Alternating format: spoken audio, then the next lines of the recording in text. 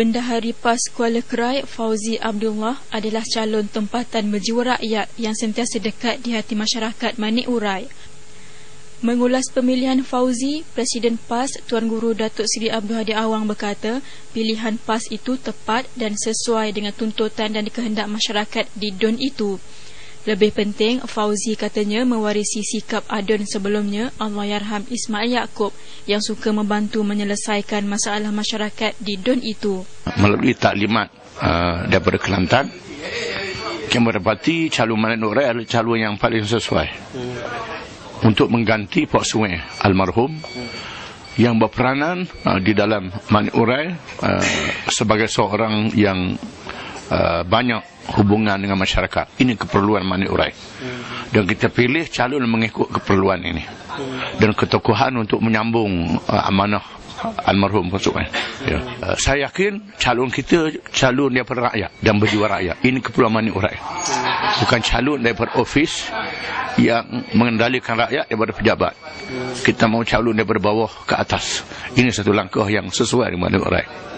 Pandangan sama turut dikongsi Naib Presiden PAS Datuk Mahfuz Omar. Kita memilih calon itu berasaskan kepada latar belakang kawasan itu sendiri. Sebab kawasan itu sendiri mereka memerlukan wakil rakyat yang boleh bergelumang dengan kehidupan mereka.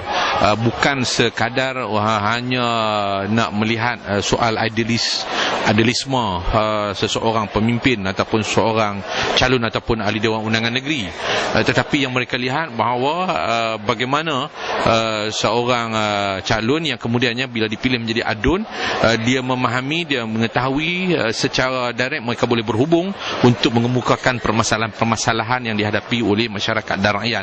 Dan ciri-ciri ini ada kepada Pak Suwei dulu, ADUN dulu, Allahyarham, dan juga kita harus membawa calon yang sama warisan seperti mana yang dibawa oleh Allahyarham satu ketika dahulu. Dan ini ada kepada Fauzi.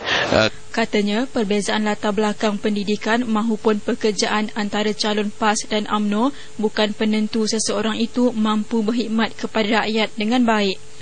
Malah katanya sejarah sentiasa membuktikan bahawa pemimpin dari kalangan rakyat biasa lebih memahami situasi dan permasalahan rakyat tempat mereka sendiri. Kalau kita melihat begitu bahawa ada orang yang memiliki kita katakan latar belakang pendidikan yang hebat, mereka merupakan bekas pegawai kerajaan, tetapi masalah rakyat tidak selesai.